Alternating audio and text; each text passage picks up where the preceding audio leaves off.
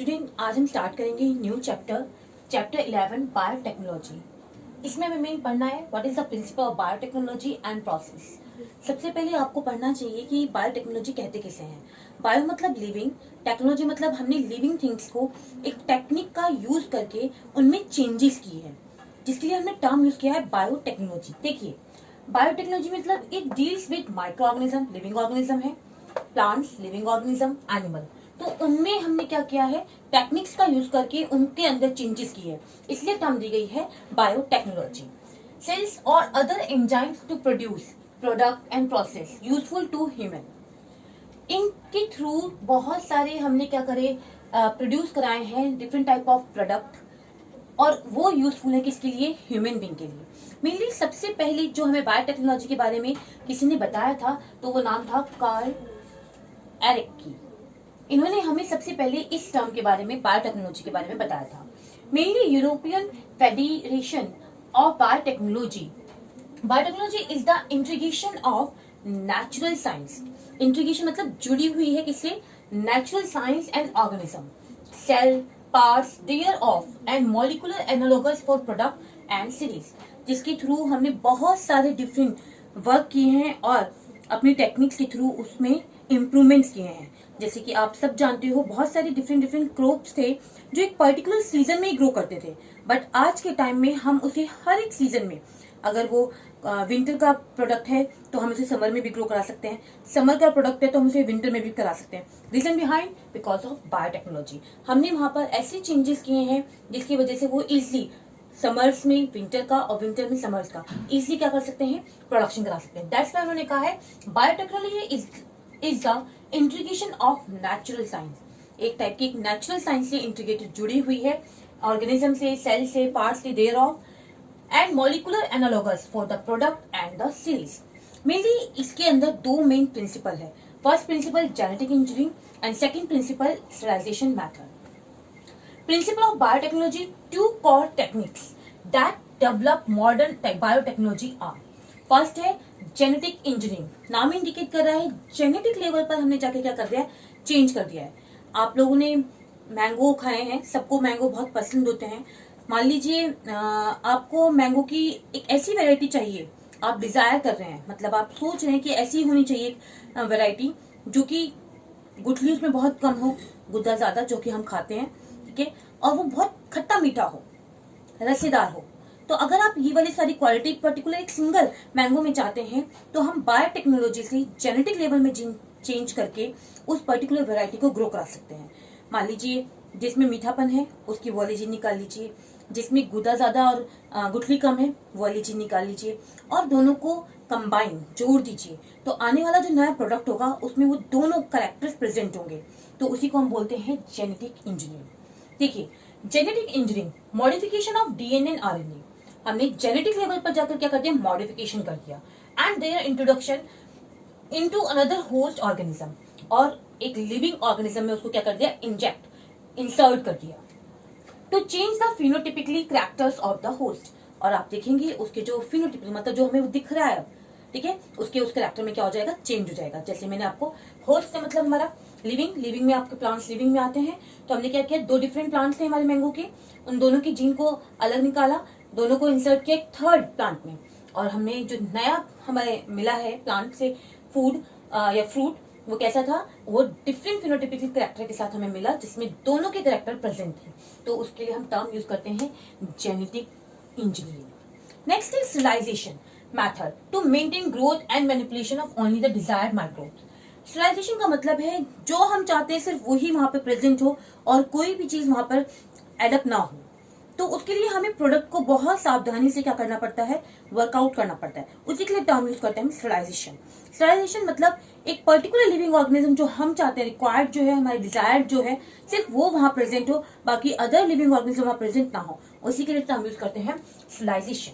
Sterilization method to maintain growth को maintain करता है, ठीक है। Manipulation only the desired microbe, और जो डिजायर्ड माइक्रोब हम चाहते हैं सिर्फ वही वहां ग्रो करे, बाकी और कोई ग्रो ना करे। और सेल इन लार्ज क्वांटिटी मतलब बहुत क्वांटिटी में, ठीक है, for the manufacturing of biotechnology product like antibiotic, vaccine and enzyme. Antibiotic आप जानते हैं लिविंग ऑर्गेनिज्म से बनाई जाती है। वैक्सीन भी एक लिविंग ऑर्गेनिज्म है और एंजाइम की प्रोडक्शन भी हम एक लिविंग ऑर्गेनिज्म के थ्रू ही करते हैं।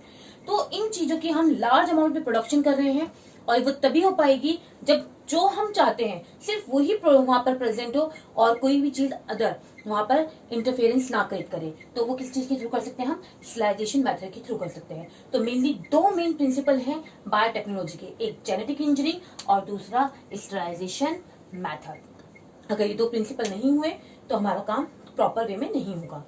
नेक्स्ट है basic step in genetic engineering. अब हम जेनेटिक इंजीनियरिंग में क्या स्टेप्स लेते हैं, क्या होता है?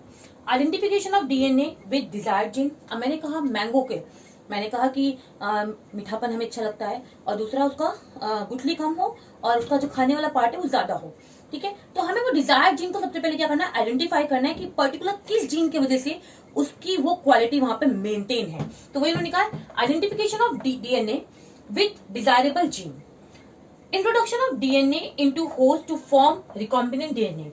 अब हमने मान लीजिए डिजायर्ड जीन क्या कर ली, निकाल ली।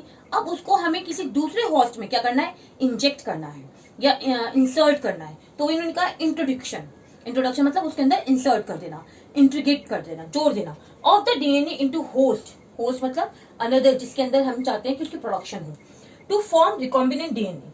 रिकॉम्बिनेंट मतलब अब उसके अंदर क्योंकि हमने अपनी डिजायर्ड जीन डाल दिया, दैट्स व्हाई उसको नाम दिया है हमने रिकॉम्बिनेंट। इसको स्मॉल आर से डीएनए भी लिखा जाता है। Maintain of DNA in host. अब जो डिजायर्ड जीन हमने वहां पर इंसर्ट की है वो वहां पर मेंटेन रहे, मतलब वो प्रॉपर ग्रो करे। ऐसा ना हो कि वो किसी वजह से क्या हो जाए, डिग्रेड हो जाए या फिजिकल केमिकल की वजह से किसी वजह से भी वो वहां से डैमेज हो जाए, तो वो चीज नहीं होनी चाहिए। तो वही चीज हमने कहा maintain of DNA in host and gene cloning. Gene cloning का मतलब है सेम कॉपी का बनना, बिल्कुल उसी तरह से जैसे फोटोकॉपी की फॉर्मेशन होती है। जो भी चीज आप फोटोकॉपी कराते हैं तो उसमें स्मॉल डॉट गलती से कहीं लगा है तो वो भी फोटोकॉपी के अंदर आ जाता है। तो वही इन्होंने कहा है जो हमने डीएनए इंसर्ट किया है एक पर्टिकुलर होस्ट के अंदर, उसकी जीन क्लोनिंग प्रॉपर वैसी ही कॉपी का बनना, ठीक है। उसके लिए हम टर्म करते हैं maintain of DNA in host and gene cloning. Gene transfer, अब क्योंकि जीन का प्रॉपर वे में ट्रांसफर हो गई है वो भी हमें चेक करना है। मान लीजिए हमने इंसर्ट कर दी, क्लोनिंग भी करा दी और पता चले जीन प्रॉपर ट्रांसफर ही नहीं हुई, वो वहां पहुंची ही नहीं, इंटीग्रेट ही नहीं हुई। तो ये मेन बेसिक स्टेप है जिसका हमें मेन ध्यान रखना है, तभी क्या हो पाएगी बायोटेक्नोलॉजी या रिकॉम्बिनेंट डीएनए टेक्नोलॉजी का यूज कर पाएंगे, अदरवाइज हम यूज नहीं कर पाएंगे। Step carried out in constructing first recombinant DNA.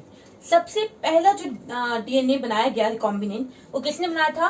Stanley corn and हर्बेंट Boyer ने बनाया था। किसमें बनाया था? साल्मोनेला टाइफीम्यूरियम के अंदर सबसे पहले उन्होंने बनाया था। देखिए बहुत इंपॉर्टेंट पॉइंट है, एक टर्म है प्लाज्मिड। मान लीजिए कोई बैक्टीरियल सेल है, ठीक है। इस बैक्टीरियल सेल के पास अपना क्या है? डीएनए प्रेजेंट है। हमने देखा बैक्टीरिया के पास अपने डीएनए के साथ साथ एक और एक्स्ट्रा क्रोमोसोमल डीएनए भी प्रेजेंट होता है जिसको हमने नाम दिया प्लाज्मिड का। वो सेम ऑटोसोम, ऑटोसोम मतलब सेम है बिल्कुल किसका? जो आपका पर्टिकुलर ये डीएनए है, ये तो उसका बैक्टीरिया का अपना डीएनए है और ये क्या है? प्लाज्मिड है। इसका नाम हमने क्या दिया? प्लाज्मिड, ठीक है। तो उसी की बात कर रहे हैं। अ gene encoding antibiotic resistance in the native plasmid. हमने देखा जो प्लाज्मिड होता है उसके अंदर जीन प्रेजेंट है जो कि हेल्प करती है एंटीबायोटिक रेसिस्टेंट, जो कि ये शो करती है कि हमारी डिजायरेबल जीन वहां पर प्रेजेंट रहे, ठीक है। आपको ये चीज मैं आगे समझाऊंगी जब भी आपको मैं रिकॉम्बिनेशन का बारे में बताऊंगी, तब आपको ये चीज क्लियर होगी। A gene encoding antibiotic resistant, resistant मतलब जो उसमें रहती है, in the native plasmid of Salmonella typhimurium. Salmonella typhimurium एक बैक्टीरिया का नाम है जिसमें सबसे पहले प्लाज्मिड उन्होंने डिटेक्ट किया था और उसमें रिकॉम्बिनेशन की प्रोसेस कराई थी स्टेनले एंड हर्बर्ट ने, ठीक है। तो वही चीज वाज आइडेंटिफाइड, ठीक है। Plasmid is an autosomally replicating circular extra chromosomal DNA. ये बैक्टीरियल का डीएनए, उसके साथ एक एक्स्ट्रा क्रोमोसोमल डीएनए है सर्कुलर फॉर्म में जिसको हमने नाम दिया था प्लाज्मिड। उसी की बात कर रहे हैं हम, इसी में हम चेंज कराते हैं ऑलवेज, ठीक है। डिजायर्ड जीन या डिजायर्ड डीएनए, जो भी जीन हमें क्या करनी है अपनी उस पर्टिकुलर होस्ट में डालनी है, तो हम इस प्लाज्मिड के अंदर उसको क्या करते हैं? इंसर्ट करते हैं। Cut at at specific location. मान लीजिए ये दूसरा कोई बैक्टीरिया है, हमें ये इसकी जीन डीएनए है, उसका हमें सिर्फ ये वाला पोर्शन चाहिए, ये है वो डिजायर्ड जीन जिसको हम चाहते हैं कि वो दूसरे वाले प्रोडक्ट में हो। तो इस डिजायर्ड जीन को हमें पहले क्या करना पड़ता है, कट करना पड़ता है। कट करने के लिए हम रेस्ट्रिक्शन एंडोन्यूक्लियस एंजाइम का यूज करते हैं। अभी आपको एंजाइम बताऊंगी किस तरह से काम कर रहा है, तो आपको वो चीज वहां क्लियर होगी। Mainly desired DNA cut at specific location with the help of restriction endonuclease enzyme. ठीक है, the cut DNA was linked to plasmid. अब जो हमने कट किया है डीएनए, वो हम क्या करेंगे, इस प्लाज्मिड को कहीं से पर्टिकुलर से कट करेंगे और यहाँ पर अपना डिजायर्ड जीन क्या कर देंगे, इंसर्ट कर देंगे, लाइगेज एंजाइम के थ्रू ज्वाइन कर देंगे।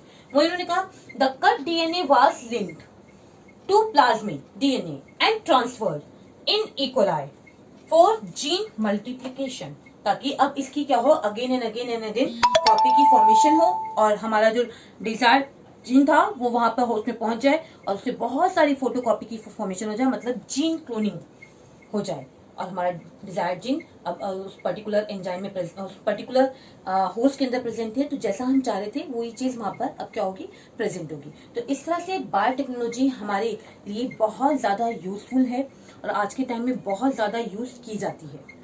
Thank you everyone.